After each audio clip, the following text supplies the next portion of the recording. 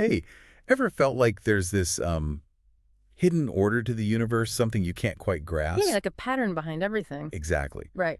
And what if that dusty tarot deck in your drawer isn't just for predicting Tuesday, but is actually, well, the blueprint for it all? That's a big idea. It is. Today, we're cracking open your source material, Lon Milo DuQuette's book, The Tarot Architect, to explore this, well, pretty radical idea. Tarot as a system for understanding cosmic structure, and even wilder, the architecture of you.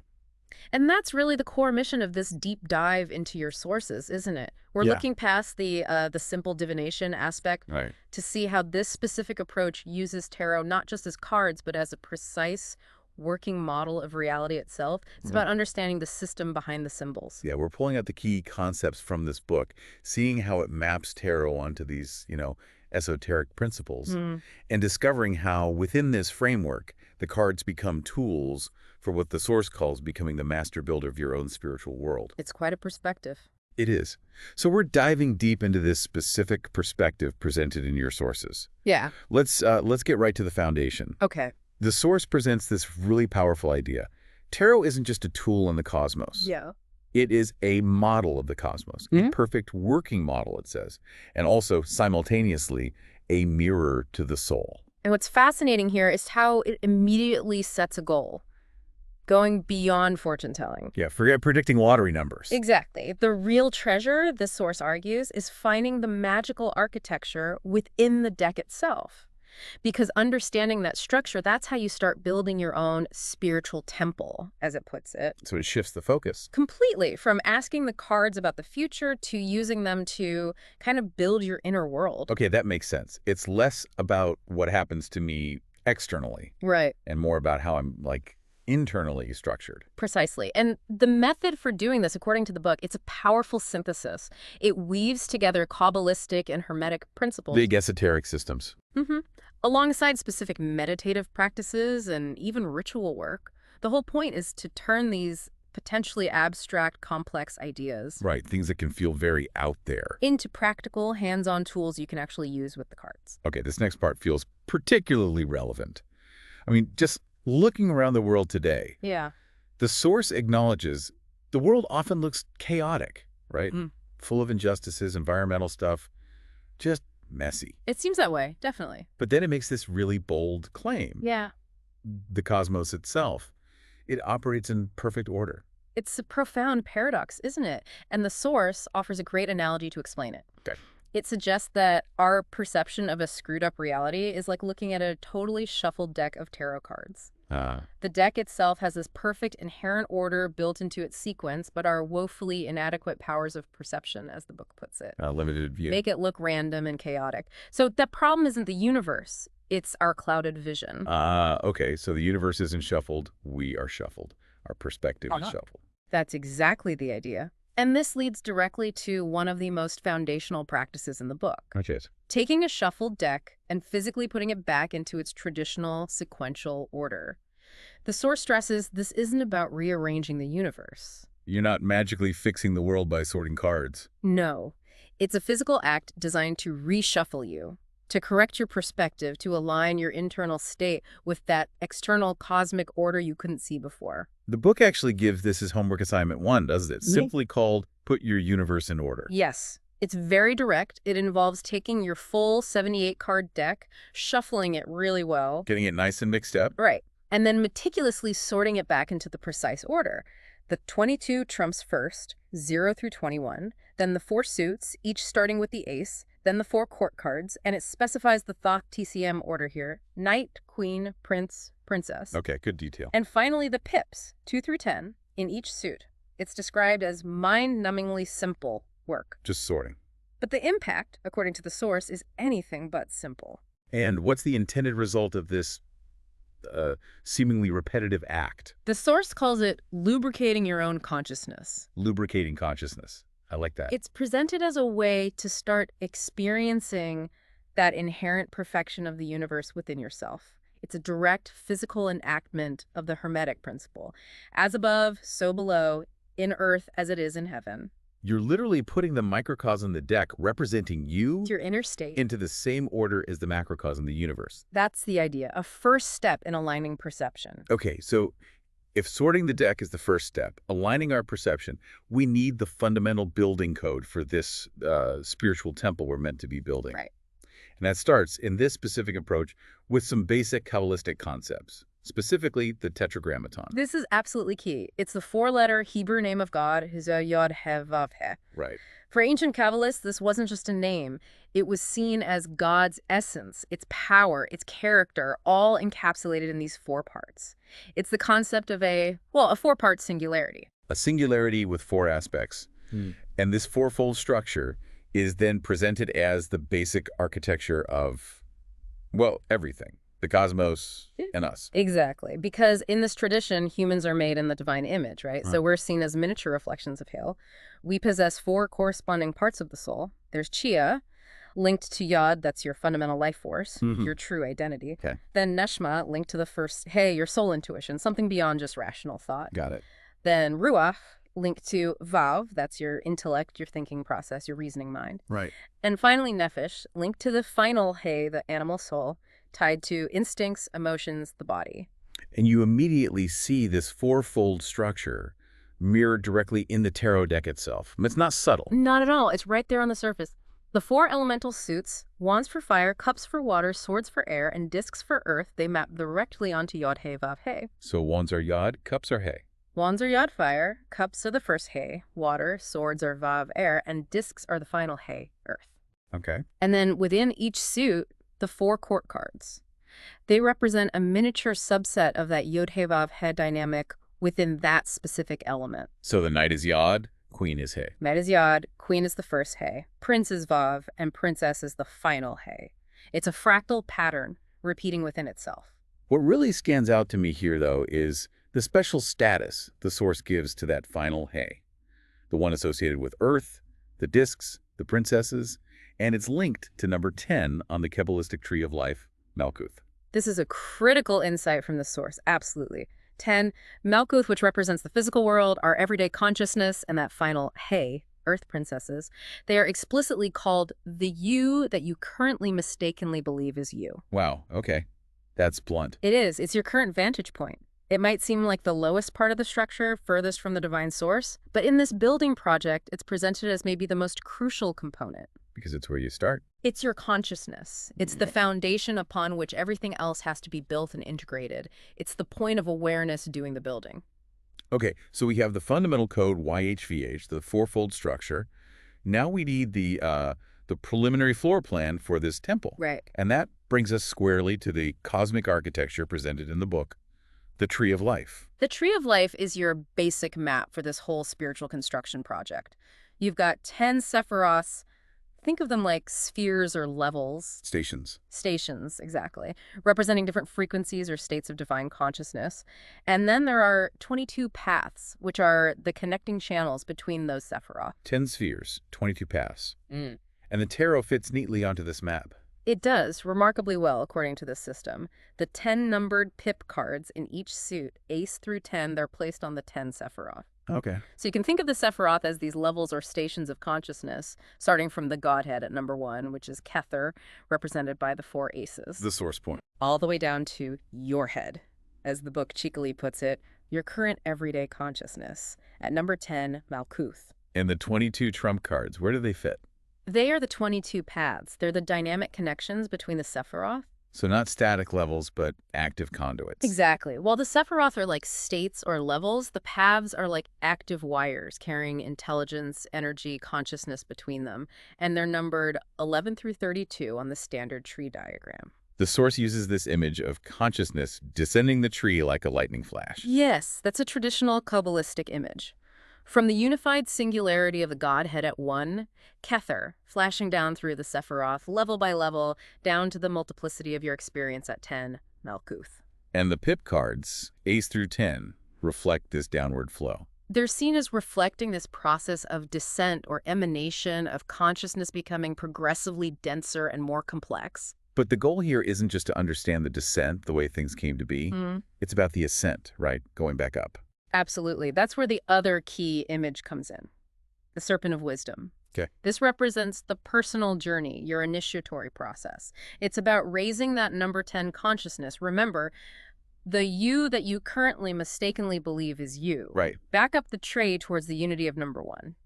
And this ascent follows the 22 paths represented by the trump cards. But in a specific order.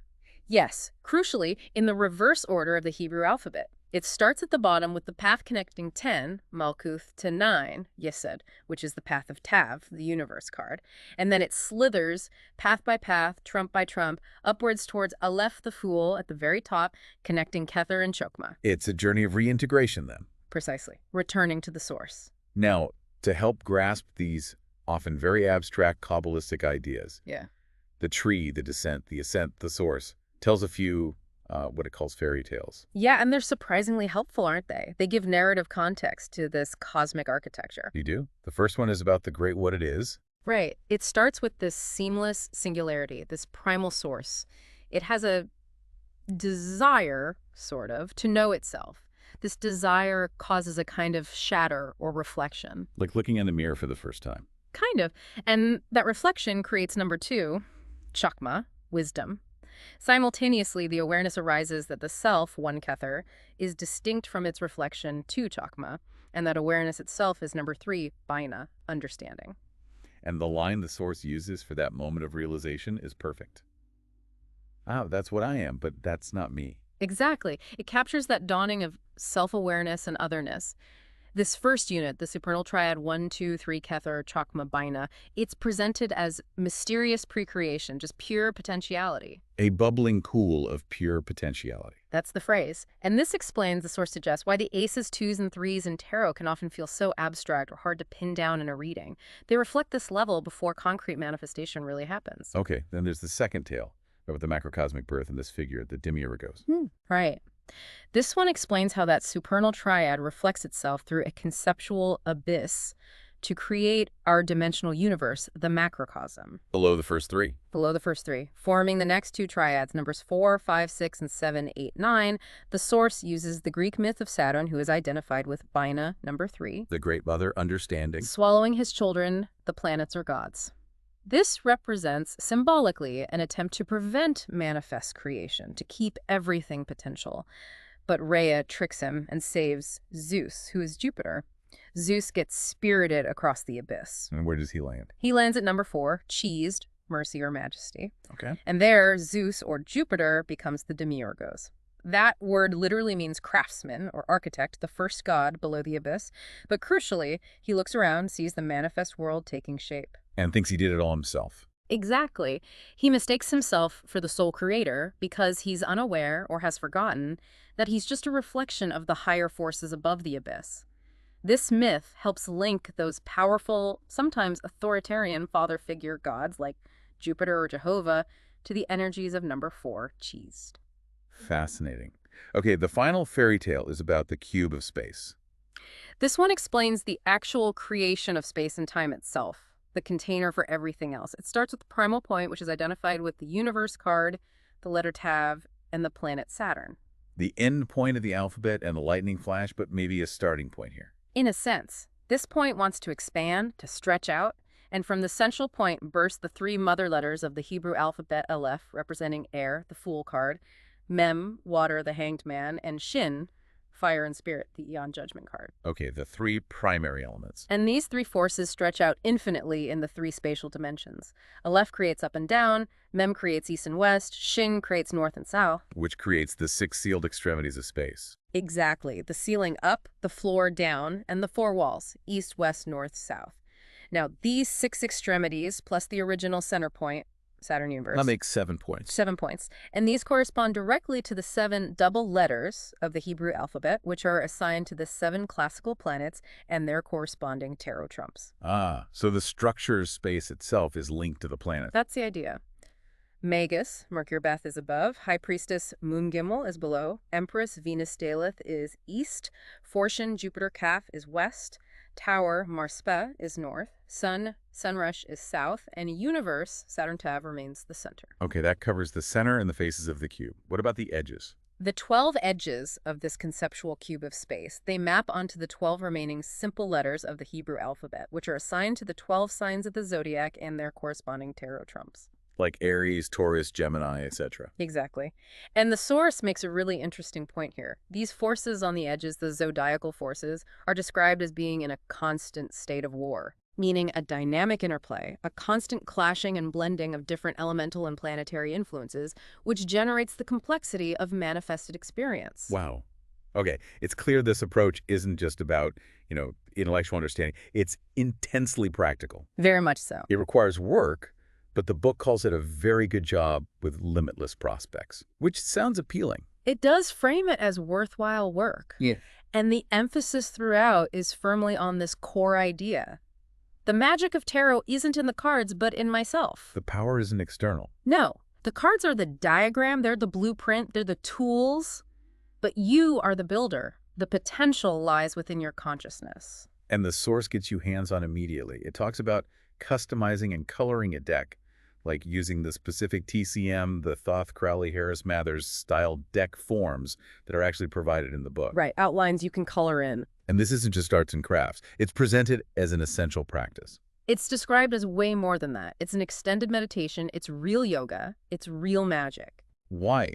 What does coloring the cards actually do in this system? By working intimately with the forms, by coloring them, tracing the lines of the tree of life or the cube of space onto them or with them, you're not just making pretty pictures. You're actively transforming these abstract concepts. Making them concrete. Into what the source calls magically charged material talismans. You're physically, meditatively synchronizing your own consciousness with the universal stages of creation that the cards represent. You're internalizing the structure. The book also details other specific hands-on exercises and rituals too, doesn't it? Oh, yeah. Just having your deck physically with you while reading the book is encouraged. There are specific meditations, the homework assignments we mentioned, involving detailed visualizations of these structures, the tree, the cube. And this fascinating bit about using sound, pitch pipes, and vocal intonations for the trump cards? Yes, that's quite specific. The source lists specific musical notes like C for the Emperor, C sharp for the Hierophant, D for the Lovers, and so on, along with specific ways to intone the sounds of the associated Hebrew letters, like A-H for Hey, Emperor and Star, V-A-H for Vav, Hierophant, Z-A-H for Zane, Lovers. And the purpose of that is? The idea is to literally attune yourself, using vibration and sound, to the specific spiritual frequencies and forces resident in each trump card.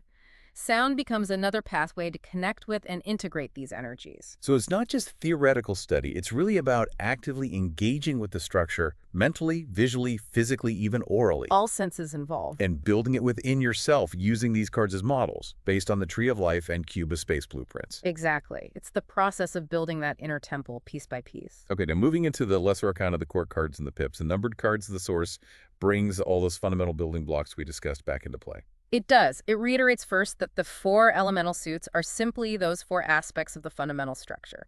Yod, He, Vav, He. Fire, water, air, earth. Right. And the court cards.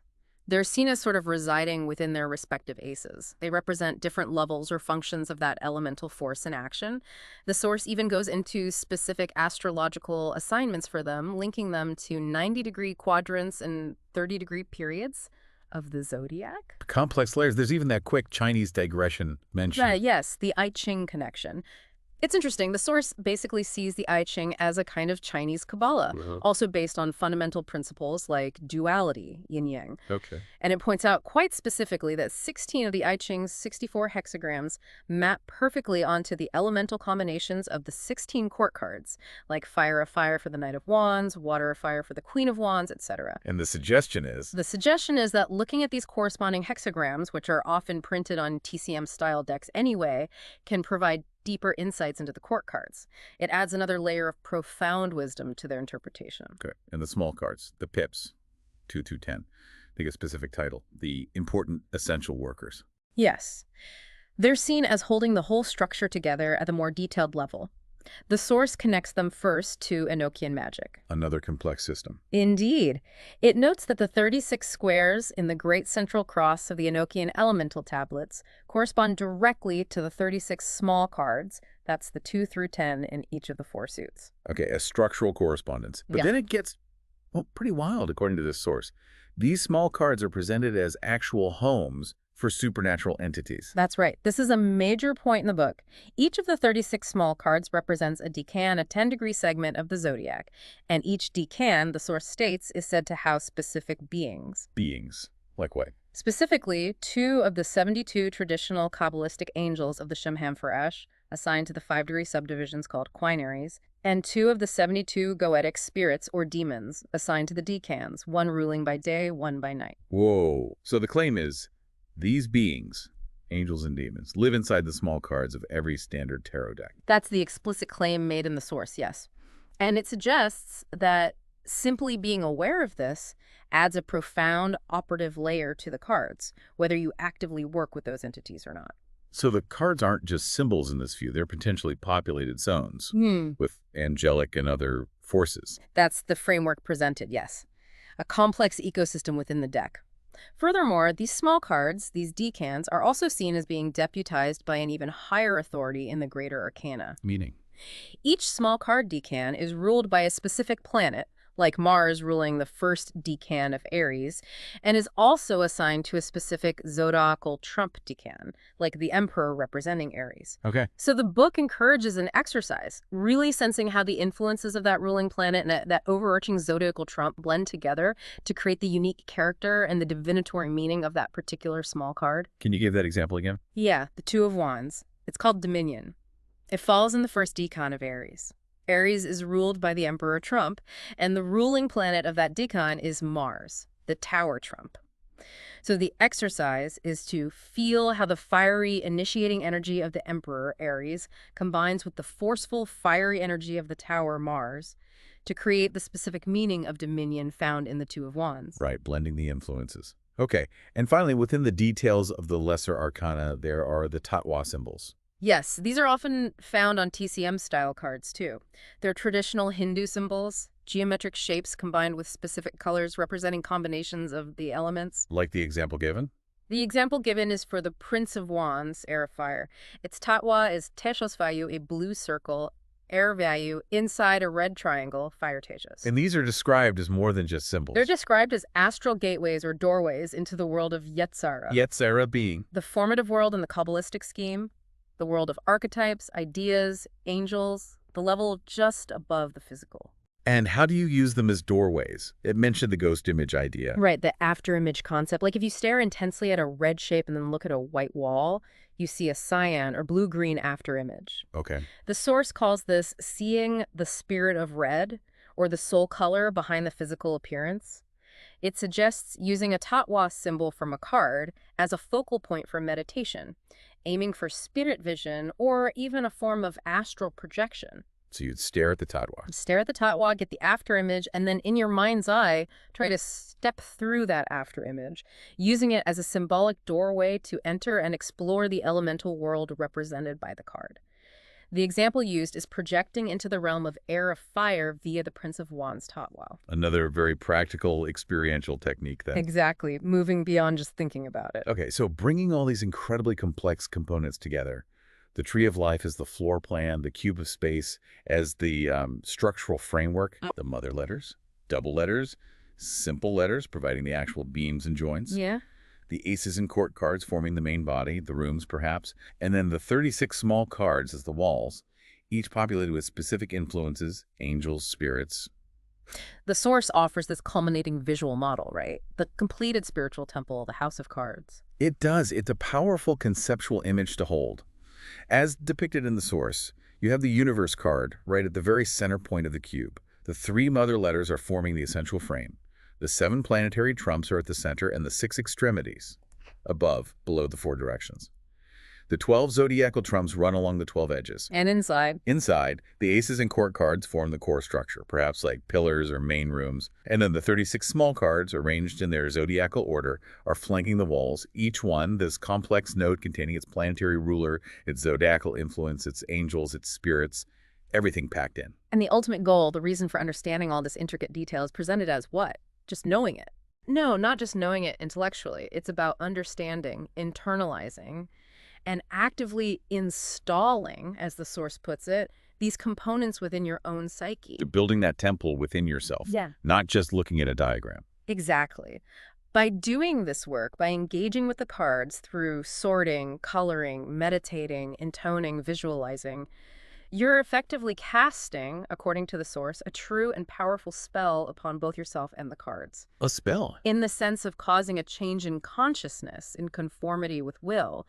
You're awakening these universal spiritual forces, these cosmic patterns, not just out there in the deck, but inside you. You're becoming aligned with the blueprint. It really reframes the whole history of tarot, doesn't it? The source includes that historical note, pointing out there's basically no clear record of tarot being used specifically for fortune-telling before, what, the 18th or 19th century? Right, which kind of clears the deck, so to speak, for this alternative interpretation of its purpose. It sets the stage for what the source itself calls a spooky idea. The fact that the specific 78-card structure, with its very particular split of 22 major arcana and 56 lesser arcana, which breaks down further into 16 quarts and 40 pips. That precise structure. Just so happens, the source says with emphasis, to perfectly mirror the two sublimest mathematical landmarks of the Hebrew Qabbalah, namely the 22 letters of the alphabet, for the Trump's paths, and the 10 Sephiroth plus the 4 worlds plus the 3 pillars, ways these numbers configure. The precision of that 22 plus 56 split isn't seen as accidental at all in this framework. So the conclusion the source draws from this is, what? Who made it? Well, it leaves it slightly open, whether it was some brilliant anonymous Kabbalist who consciously designed it this way, or maybe even something more discarnate, like vaporous spirits influencing its creation. The point is that tarot bursting onto the consciousness pool of Western civilization wasn't just the arrival of a new card game. It triggered, the source argues, a subtle but significant mutation in human consciousness itself. A mutation? How so? A mutation that, the source argues, actually demanded this specific 22 plus 56 structure. Why? Because of our deep, perhaps unconscious instinctual resonances with the very real natural laws that govern our three-dimensional reality. So it's suggesting our collective psyche was somehow ready for, or even called forth, a tool that so perfectly maps the underlying architecture of the cosmos and our own consciousness. That seems to be the implication, that the tarot arrived precisely when and how it did because it fulfilled this deep need for a symbolic map of everything. Wow, okay. So, wrapping up this deep dive into your source material. According to this perspective from the tarot architect, we've seen tarot presented not just as a way to maybe glimpse the future, but as this incredibly detailed, dynamic map of the cosmos and of consciousness itself. A working model. A working model.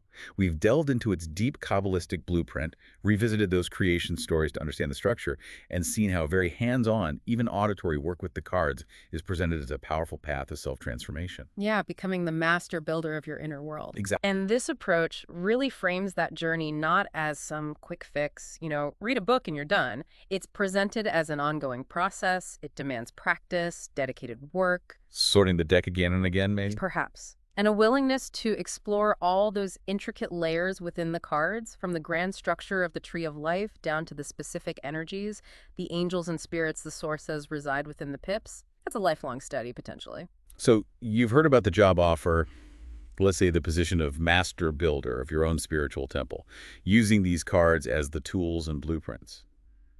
What does that provoke for you? What thoughts come up? It leads back to that final thought for reflection the source offers, a quote. The path once laid, the journey is inevitable. Powerful. Perhaps following the source's very first simple instruction, that journey begins with just taking out your deck and putting your own universe back in order.